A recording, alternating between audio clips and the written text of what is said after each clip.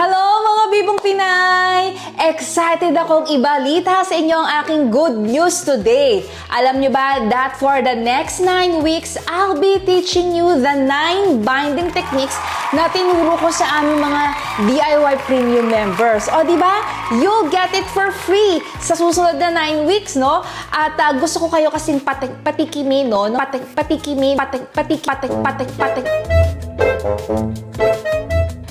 Patikimin no, ng mga pwedeng yung matutunan inside our premium membership. So, para naman maniwala kayo sa mga pinagsasabi ko, baka akala nyo kasi binubudol ko lang kayo, papakitaan ko kayo ng simple and basic binding techniques na pwede nyong subukan kahit habang nasa bahay lang kayo.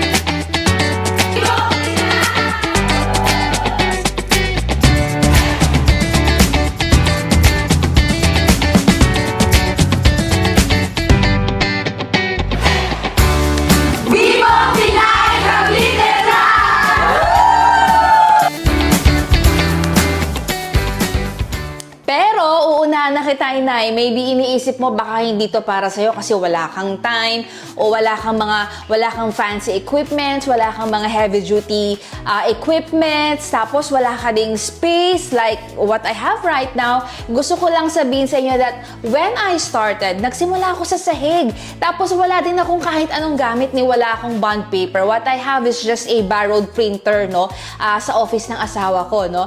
At itong mga gamit na meron akong ngayon, na-imbak ko na lang yan over the years as I build my business. Of course, nag-grow ang business, nag-scale ang business. So, nagkakaroon ako ng budget para bumili ng mga equipments that will scale my business right now. But I'm telling you, no, you don't have to be intimidated, no? Dahil, like you, nagsimula ako ng wala, as in zero.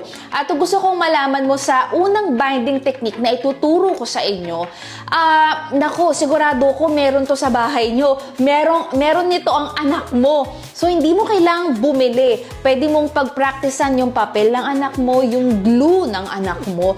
That's it. Makakagawa ka ng simple product.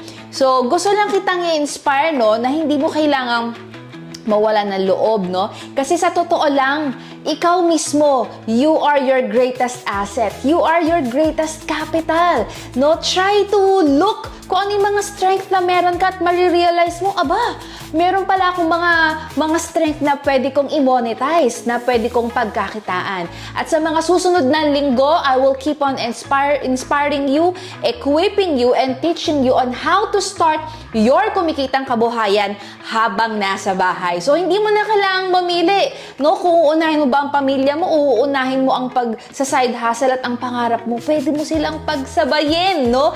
Habang ikaw ay nag-aalaga ng pamilya mo, ng anak mo, ng asawa mo, you can really start earning from home.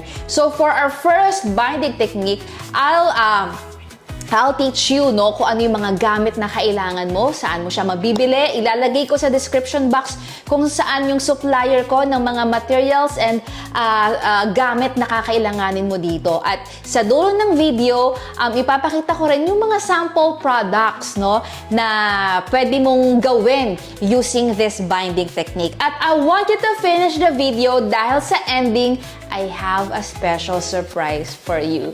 So if you want to be updated sa mga binding techniques and tutorials na ipapakita ko for the next 9 weeks, don't forget to subscribe and hit the bell button or else baka ma-miss mo.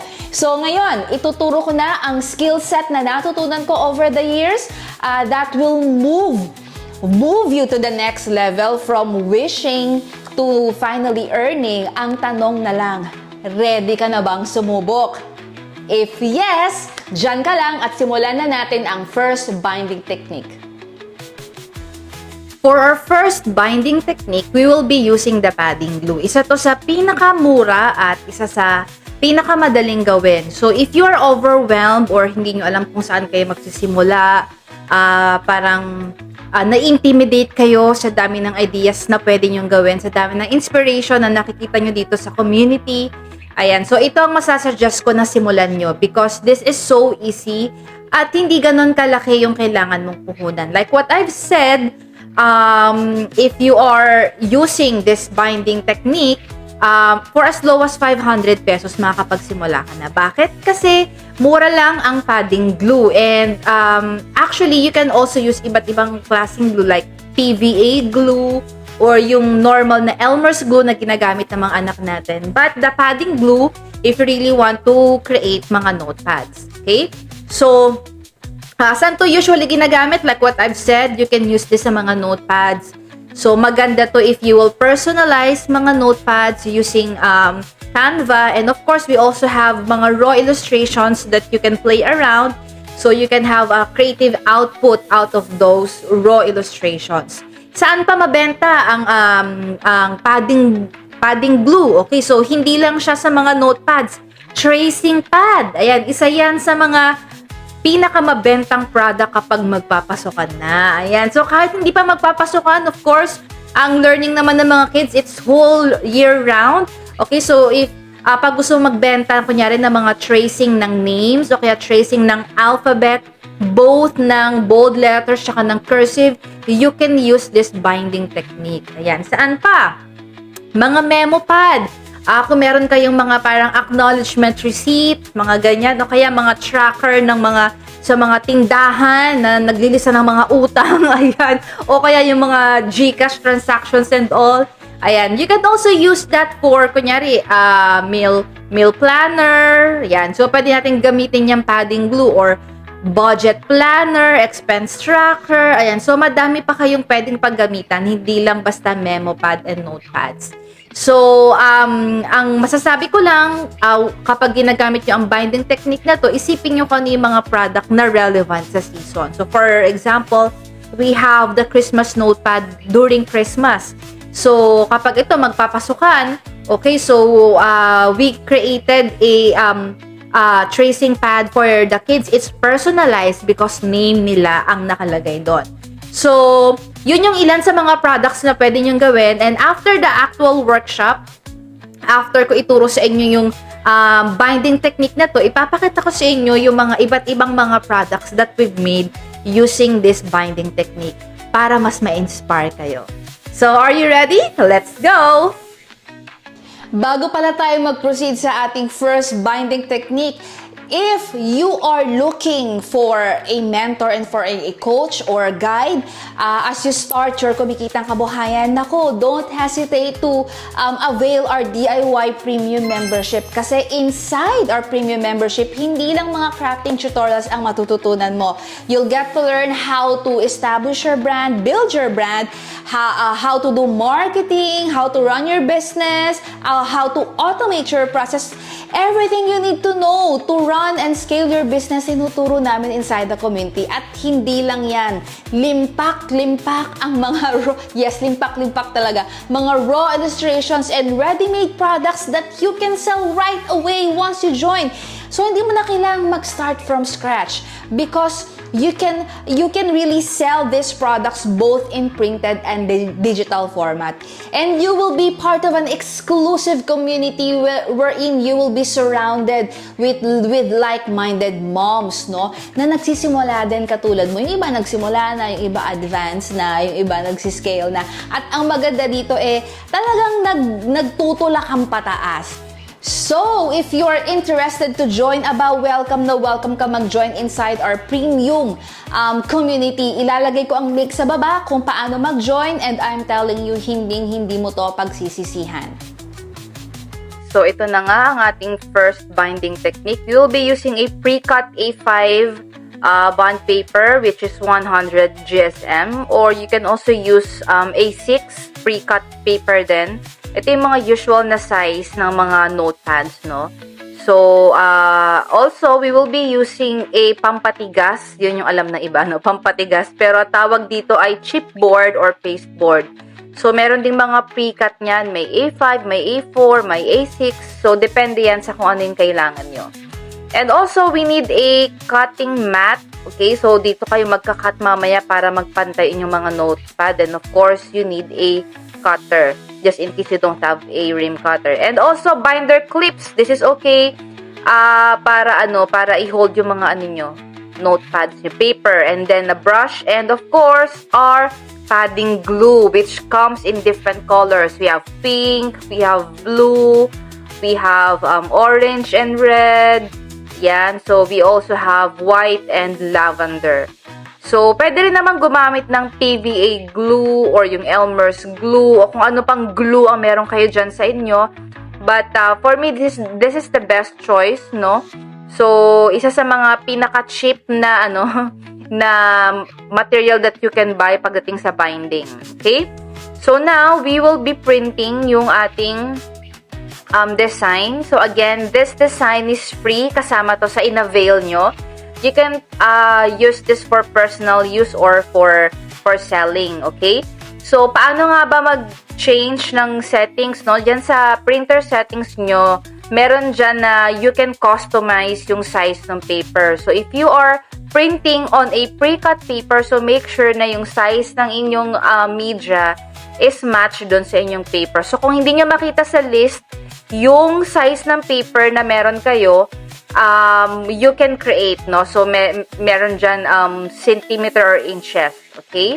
So, sa akin, nakasave na siya. It's A5. Yan yung size na gagawin natin ngayon, okay? So, you can't do borderless printing kapag hindi A4, okay? And also, dapat G-series like the G3020 ang printer nyo to achieve yung borderless. Kailangan A4 and kailangan JPEG din yung file format ng ipiprint nyo. Pero kapag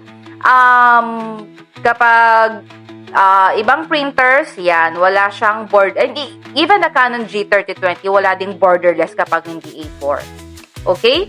So, yan, usually I print 50 copies, and so 50 sheets ng paper. Ayan, and also the print quality is just normal, hindi naman siya best. Yan ang kagandahan sa Canon, maganda pa rin yung kulay niya and talagang true color. Kung ano yung nasa monitor mo, yun din yung lalabas sa printouts mo.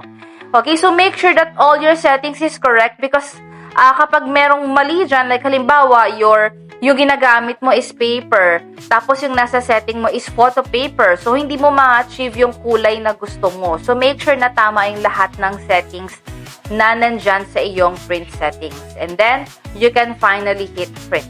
Okay, so for this one, I'm using Canon Maxify G-Series. Okay, so though this is mamahaling printer, yes, pero hindi siya borderless. Pero what I love about this printer is talagang yung IPM niya o yung pages per minute niya. I mean the PPM, the pages per minute is talagang ang bilis niyang mag-print.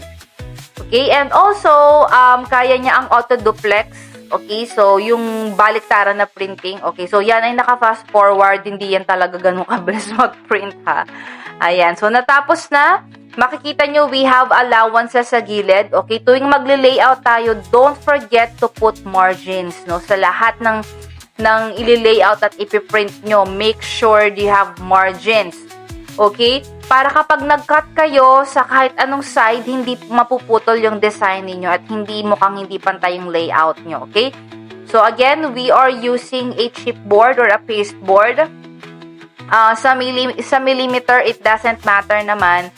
So, but ako, I prefer yung mas makapal ng kaunti. Ayan, para talagang matigas yung likod ng ating notepad.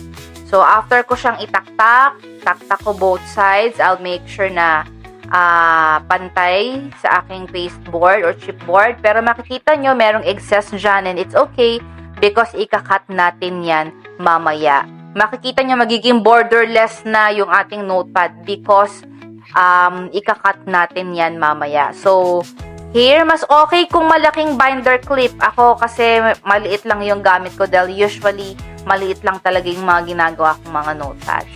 Ayan. So, kapag naman maramihan na yung notepads na ginagawa nyo, you can actually use a wood press. I also have that, okay?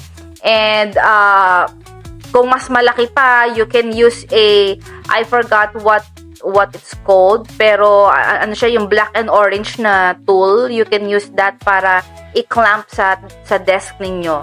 Ayan, so we will be using an orange padding glue para bagay sa ating theme. Ayan, for our autumn theme.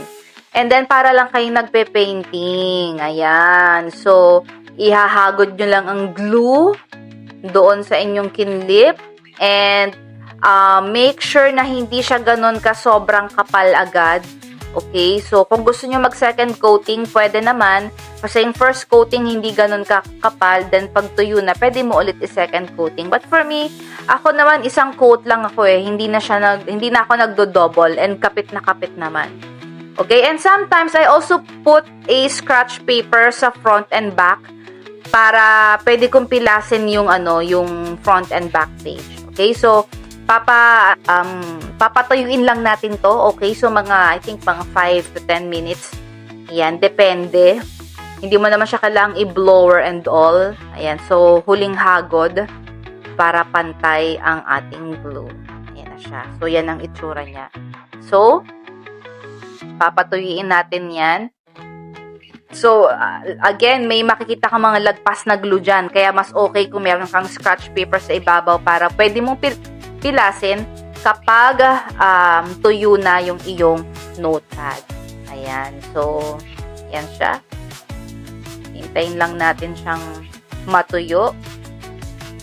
Mga 5 to 10 minutes. Okay. Also, make sure na yung glue mo ay talagang takip na takip. Ayan, kasi mabilis yang matuyo. Sayang naman kapag natuyo. Okay, so napatuyo na natin pagkalipas ang 5 minuto. Ito na ang ating notepad. So, tatanggalin lang natin ang ating binder clip. And we'll see. Ayan, pantay ba? Hindi siya pantay. Papantayin natin mamaya. We will use again a metal ruler. So, this is a Cricut ruler. Medyo may kamahalan to. I won't advise na ito ang bilhin nyo. But if you have a budget at kayo naman ay kaya nyo naman, hindi limited ang budget, go for it. Kasi may mga metal ruler na hindi naman branded and it also works fine. It's just that I love this brand. Ayan. So, this is a cutter. Katulad din ng process natin sa stapled notebook. Dahan-dahan ang hagod. Consistent ang hagod natin. Ayan. So, pinas forward lang natin para makita nyo na madaming cut talaga. So, hindi lang siya isa o dalawang hiwa. So, don't expect na ayos na talaga siya. Okay? So, yan yung hiwa natin using the metal ruler and cutter. This time, I'll show you how to use the rim cutter. So, sobrang helpful ng rim cutter kasi kung nag-consume ng ilang minuto yung pag-trim nyo ng inyong notepad using a metal ruler and a cutter, pagdating sa rim cutter, ayan, ako, wala pang 2 segundo. Ayan, di ba? So, iikutin mo lang tong lever, hihigpitan niya yung pages mo. And then, makikita nyo itong lever. Ayan, di ba? So, pantay-pantay na yan yung blade. Meron din tayong ruler sa gilid. So, you can measure kung depende sa size ng inyong paper. Okay? So, hahatakin na natin ngayon ng ating lever. And, pak! Ayan. So, rim cutter. Ibig sabihin, kaya niya mag-cut ng rim, ha? Ayan. So, this is just 50 sheets of paper. Kaya niya mag-cut ng 500 sheets. And ayan siya. Ang ganda na pagkakakat niya. Solid na solid. Malinis na malinis. Mas malinis pa sa kuko ko. Ayan. So, ayan pa sa gilid. Maglalagay pa tayo ng panibagong cut ulit. Yan. Kaya, kung makikita niyo yung mga notepads ko, ay, borderless ba yun? Kasi walang border. No. Hindi siya borderless. Okay? Tinitrim ko lang talaga yung lahat ng sides. Okay? So, ganun lang siya ka-easy. Ibababa mo lang ulit yung lever. Ayan. So, meron tayong lock doon. Yung parang may binubuting-ting ako doon sa gilid. So, it's a lock. Ayan. Yan yung chipboard na E1. Ayan. Kaya niya din mag-cut ng chipboard and pasteboard.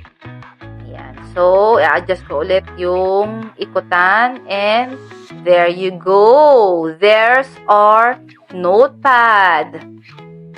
Diba? Parang yan yung mga nakikita nating notepad sa mall. Diba? Super linis ng gawa. Super neat. Yan. And you can also put your branding sa likod ng inyong baseboard or chipboard. Yan.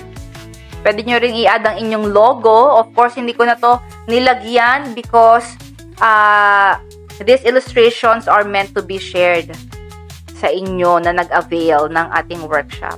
So, you can sell this and you can use it for personal use. Ayan. So, sobrang madami na tayong nagawang notepads in different sizes and this one is A6. Ayan. We have A5. We have B6. Ayan. So B6, B5, we have so many samples na ng ating notepad. And lahat ng nakikita nyong designs right now, lahat yan ay kasama sa inyong welcome packet. Ayan. We have raw illustrations and we have ready-made templates, no, that you can use. So, you can sell it or you can use it personally. Ayan. So, you see, ang cute, diba? So, lahat yan ay gawang padding glue lang. So, kayang-kaya mo talaga magsimula even with just a glue, diba? Ruler, cutter, and glue at papel, okay. Okay na okay ka na.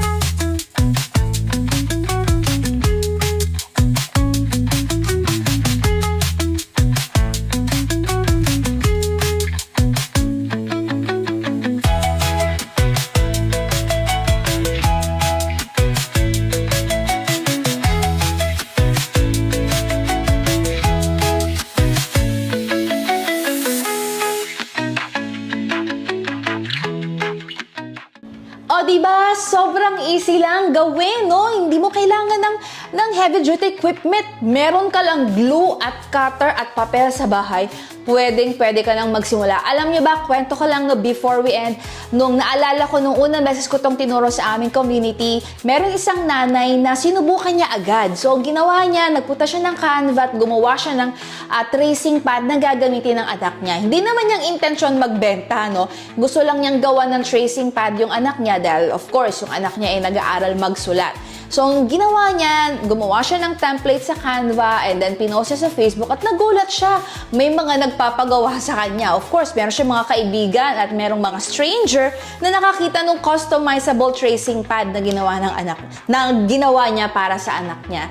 At alam niyo ba, from then on, mula nung araw na yun na sinubukan niya, ngayon, she's a established brand na.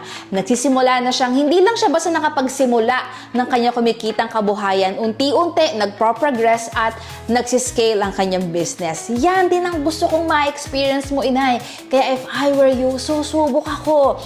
Maghahanap ako ng paraan, no, on how I can really start this business. Sabi nga, pag gusto, maraming paraan. Pag ayaw, maraming dahilan. At ang good news ko na iniintay nyo, no? So, bibigyan ko kayo ng free template wherein i-print nyo to at gamitan nyo ng padding glue. Ilalagay ko sa description box, no? Surprise kung ano yan. Basta i-print mo yan at pag-practicean mo, gumamit ka ng padding glue and try to post sa Facebook or ipagamit mo sa anak mo. And then, let's see kung anong mangyayari. So, this is free for you. Walang bayad yan, no? And it comes with lifetime selling rights. Yes, pwede mong pagkakitaan. Both in printed and digital format. So, you see, hindi lang kita basta tinuruan. Binigyan na kita ng ready-made template na pwede mo na agad ibenta at pagpraktisan. At sana na-realize mo na, wow, kaya ko pala kasi yun yung gusto kong maramdaman mo sa tutorial na to. Na hindi mo kailangang magpanik kung wala kang malaking kapital o wala kang gamit. Kasi you can really maximize and leverage the current resource that you have right now. So I hope na-inspire ka, na-activate ka, at na-realize mo na kayang-kaya mo pala ito. So aabangan kita inside our premium community. Excited ako makita ang output mo. Just in case pinagpracticean mo na to, nagawa mo na and all, please tag the Bibong Pinay Company or Bibong Pinay sa output mo, or mag-join ka sa aming free community DIY Inay sa Facebook. At aabangan ko ang pinagpracticean mo. Baka yung itsura niyan hindi mo kang pinagpracticean, ha? So, I'll see you around, Inay! Bye!